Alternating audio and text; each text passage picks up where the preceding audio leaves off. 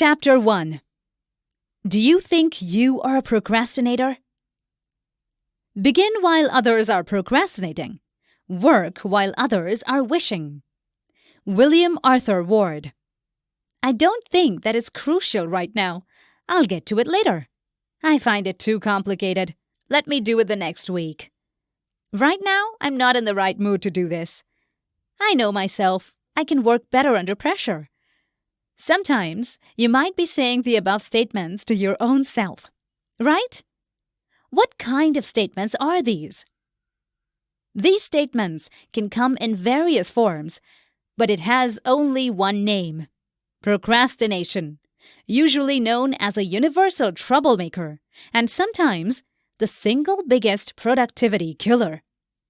What is procrastination? Do you think you are struggling with it?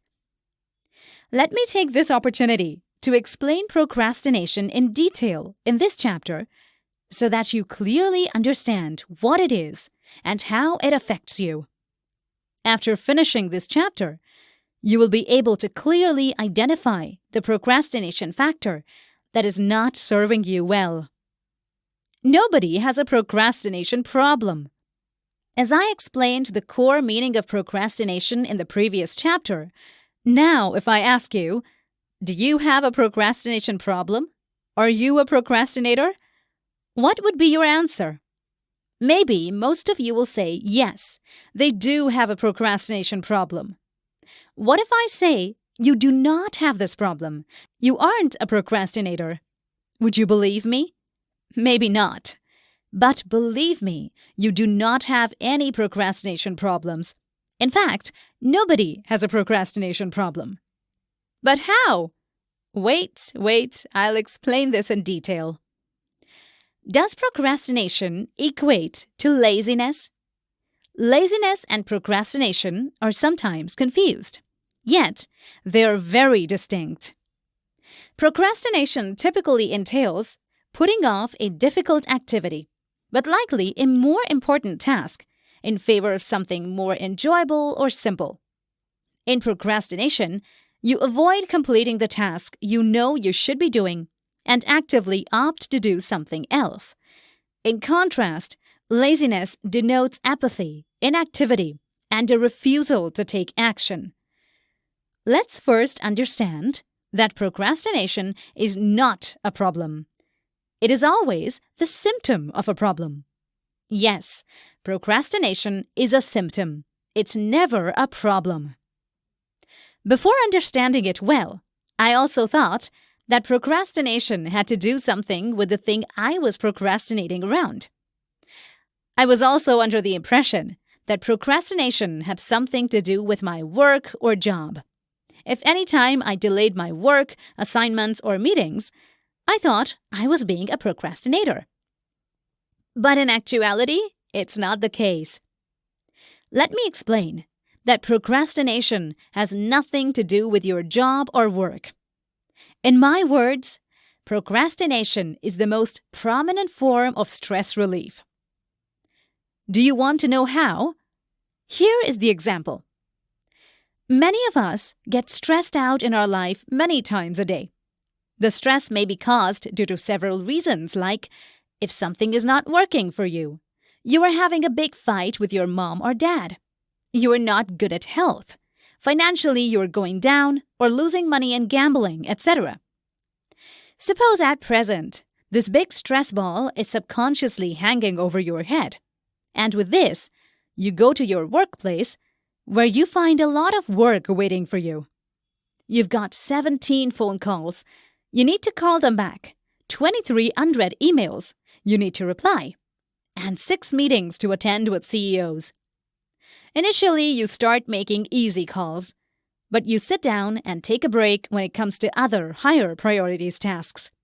Immediately, your brain realizes that you already have a lot of stress hanging around your head, so it rejects to handle anything extra coming in. If you want to plan your meetings with CEOs or want to make a call to somebody that you are scared to make, immediately your brain says, "Absolutely not. I'm so stressed right now. I'll do it later on. Let me have a break and get a cup of coffee first." You somehow try to avoid the current situation and get relief from your stress. And the next thing you realize, that an hour has gone by without doing anything productive.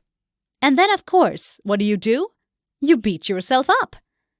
As you can see here, that we simply procrastinate to get momentary stress relief.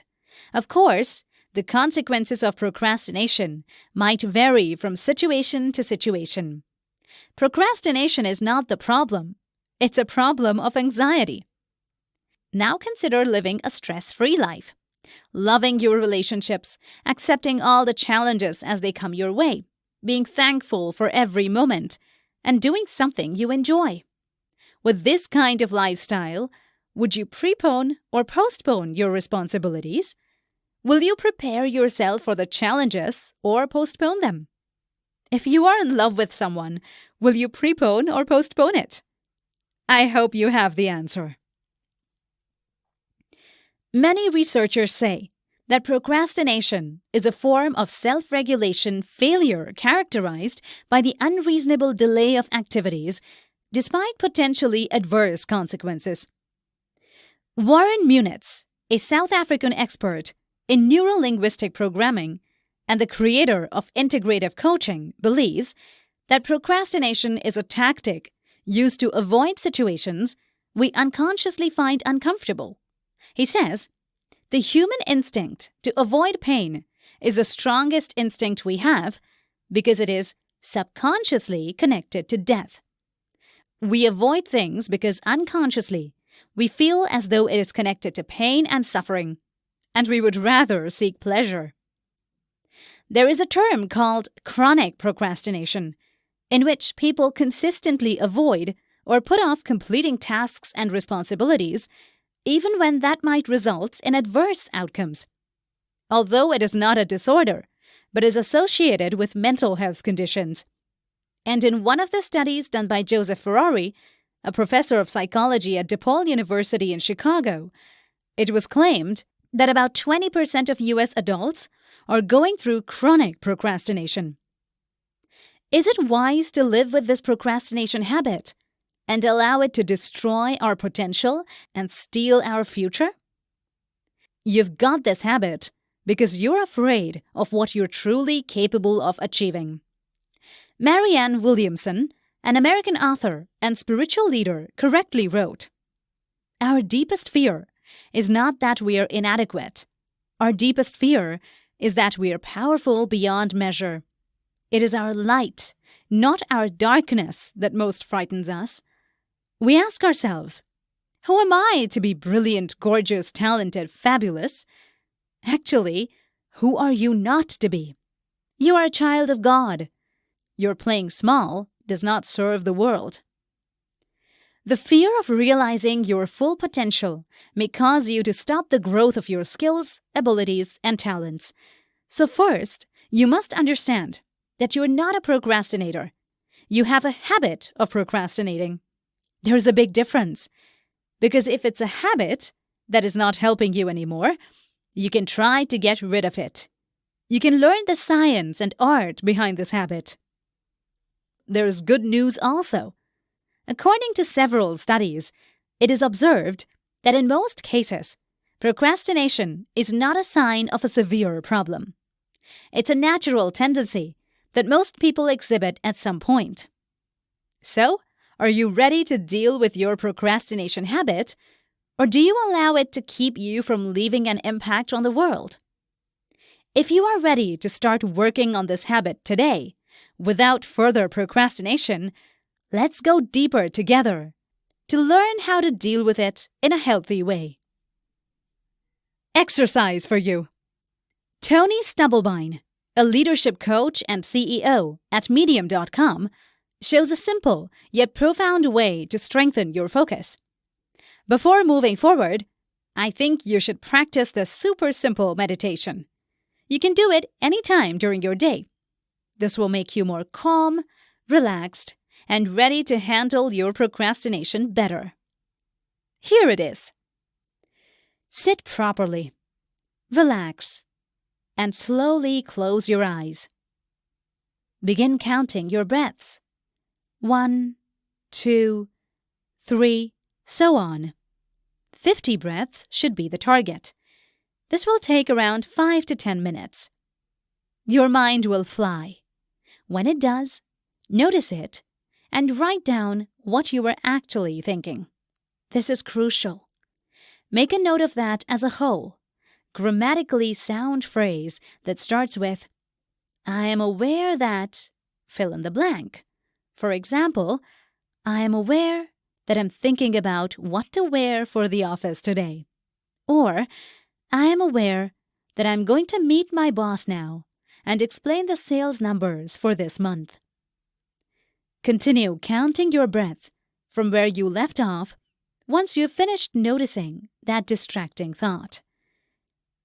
If you're wondering how something is so obviously simple might be beneficial, Stubblebine explains. Many of us are ruled by irrational fears and beliefs. When you express them in simple words using this meditation, it brings them to the surface, where they either lose their influence if they're worthless, or may be addressed if they are significant. How profound it is!